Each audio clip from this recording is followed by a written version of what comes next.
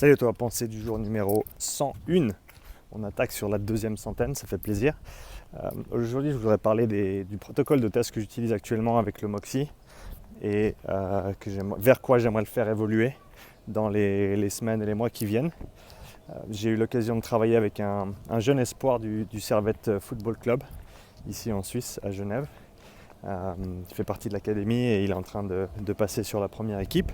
Et l'idée donc c'était de faire un test de profilage avec le Moxy pour déterminer ses facteurs limitants et optimiser ses entraînements pour la suite, pour faire en sorte qu'il y ait une direction qui soit claire et qu'il y ait aussi des progrès qui soient quantifiables, autant au niveau interne qu'externe.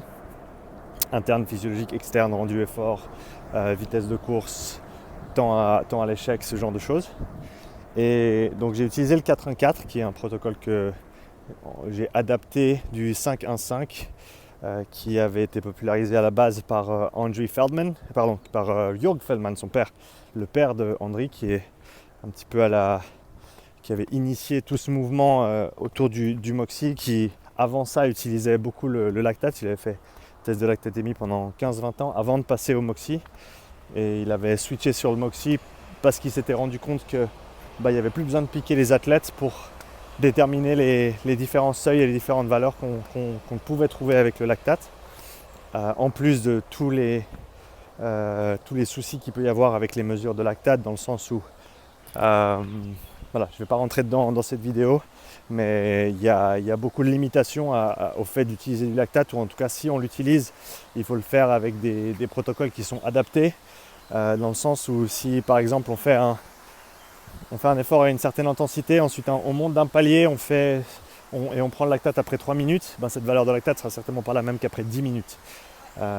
Parce que comme on le sait maintenant, le lactate c'est un substrat énergétique, c'est le lien entre le métabolisme anaérobie et aérobie, si on veut parler comme ça, et c'est quelque chose qui peut prendre du temps à se stabiliser dans le système, et donc la mesure instantanée de lactate ne donne pas nécessairement la réponse en tant que telle. Bref, donc le 5-1-5, protocole type pour en gros déterminer les facteurs limitants, voir si on prend l'image complète, système respiratoire, cardiovasculaire et musculaire, lequel de ces trois systèmes ou lesquels de ces systèmes ont le plus grand potentiel d'amélioration, lequel ou lesquels limitent les performances à ce moment-là dans le temps. Et c'est un test que j'ai adapté légèrement pour le rendre un petit peu plus court, donc avec des intervalles de 4 minutes plutôt que de 5 minutes, et avec une réduction des temps d'intervalle vers la fin du test sur le palier 5 et 6, afin de pouvoir voir des intensités un petit peu plus hautes et donc voir une gamme d'intensités un petit peu plus large que si on fait que des intervalles de 5 minutes. Ça fait un test qui est très long, et pour des athlètes qui ne sont pas issus de sport d'endurance comme du cyclisme ou de la course à pied de moyenne ou de longue distance, ça fait beaucoup. Donc je pense que c'est un test qui est un petit peu plus adapté pour par exemple un joueur de foot dans ce cas-là, mais je pense que ça ne donne pas toutes les réponses. Je pense qu'il y a un autre test qui est intéressant à mettre en place, et ça, encore une fois, ça nous vient de Jörg Feldman, c'est le RIP test, qui est notamment utilisé, qui a été popularisé récemment par Aaron Davis et Patrick Estes et Brian Kozak chez Evolve Health and Performance. Allez checker les podcasts que j'ai fait avec eux si vous ne les avez pas encore écoutés. Et donc c'est un test de répétition de sprint. À l'origine, ça partait d'un Wingate, des Wingate répétés. Donc Wingate, c'est un effort maximal sur 30 secondes sur un vélo. C'est comme ça qu'il est en général utilisé. Et ils avaient commencé je crois que c'était 4 ou 5 Wingate à la suite, ce qui est absolument dégueulasse comme effort. Et petit à petit, ils l'avaient réduit à 20 secondes d'effort parce qu'ils se sont rendus compte que les 20 secondes nous donnaient assez d'informations pour pouvoir voir, en tout cas au niveau de l'oxygène avec le Moxy, pour voir la désaturation, voir la pente de désaturation, voir le comportement de la pente de resaturation aussi. Et donc je pense qu'un test comme ça de répétition de sprint, 20 secondes d'effort, donc 20 secondes d'effort et je pense que pour un sport intermittent, c'est bien de le faire en navette. Donc une navette sur 30 mètres ou une navette sur 20 mètres à voir. Donc 20 secondes d'effort à fond, 1 minute 40 de repos, répéter 3 ou 4 fois.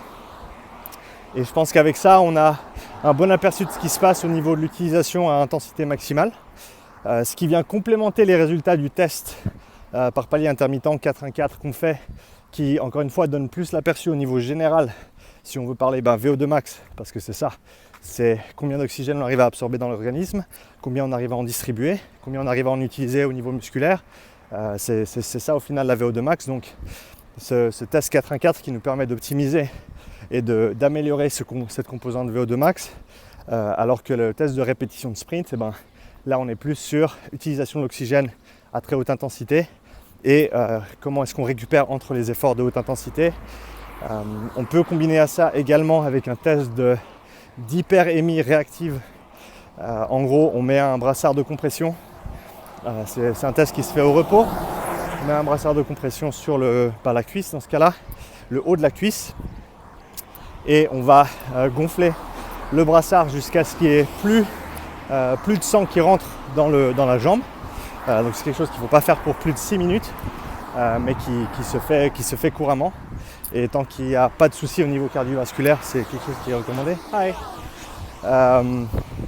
Et donc ce test-là, au repos, nous permet de voir, en gros, vu que maintenant on est en circuit fermé, il n'y a plus le cœur qui apporte du sang dans la jambe, on peut voir en temps réel l'utilisation de l'oxygène par les mitochondries.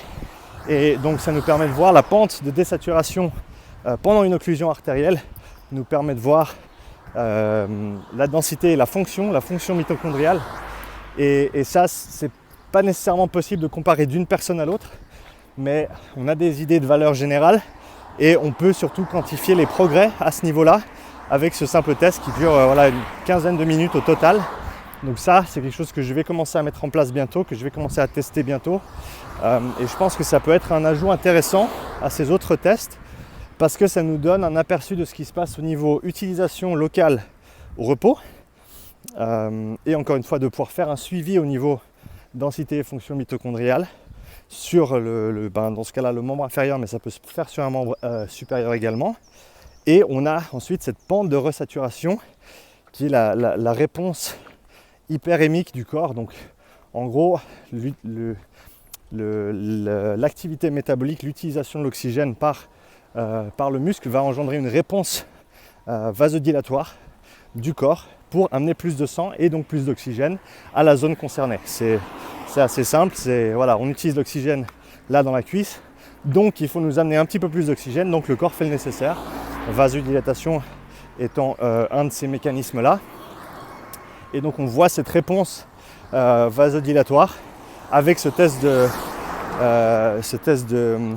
d'hyperémie réactive. Et donc on peut ensuite comparer ces récupérations, cette resaturation en oxygène, cette réoxygénation du muscle aux valeurs qu'on peut trouver pendant le test. Pendant le test actif donc, et pendant les deux tests actifs, étant donné que autant sur le test intermittent par palier 4-1-4, on a des minutes de récupération qui vont engendrer une resaturation, réoxygénation pendant les temps de repos. Et donc on peut comparer ça à ce qui s'est passé pendant le test d'hyperémie réactive et également pendant le test de répétition de sprint. On va avoir cette récupération pendant les temps de repos après les sprints et on va pouvoir comparer ces valeurs-là.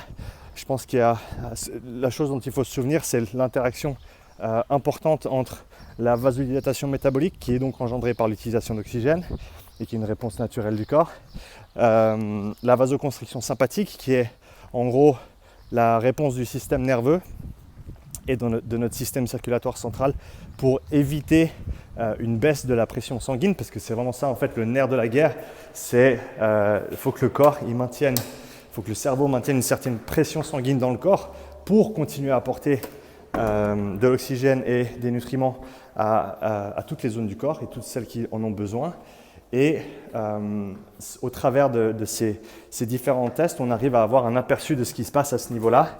Et donc je pense que ces deux tests complémentaires, le RIP test, donc le test de répétition de sprint, et le test d'hyperémie réactive, vont être deux tests intéressants à rajouter au panel pour faire un bilan complet au niveau physiologique. Parce que du coup, on a sur le 4-1-4 tout ce qui est VO2 max, pour voir justement l'interaction de ces différents systèmes dans l'absorption, la distribution et l'utilisation de l'oxygène. On a le rep test pour voir comment l'athlète utilise l'oxygène de manière maximale et ensuite récupère pendant les temps de repos, ce qui est fondamentalement important pour un sport comme le foot. Et le test d'hyperrémie réactive qui lui serait fait avant ces tests-là pour voir un aperçu de ce qui se passe au niveau local au repos, voir la capacité d'oxydation du muscle et voir aussi la capacité vasodilatoire du muscle par rapport à cette réponse d'hypoxie. Donc voilà, c'était la petite vidéo d'aujourd'hui. Et si tu as des questions, tu me les poses dessous. C'est toutes des choses qui viendront pour moi dans les semaines qui viennent que je vais commencer à appliquer, à mettre en place. Aussi sur le test à intervalle à haute intensité, le rep test, ce sera intéressant d'ajouter le VO2 master que je vais recevoir bientôt pour ajouter cette composante ventilatoire et respiratoire.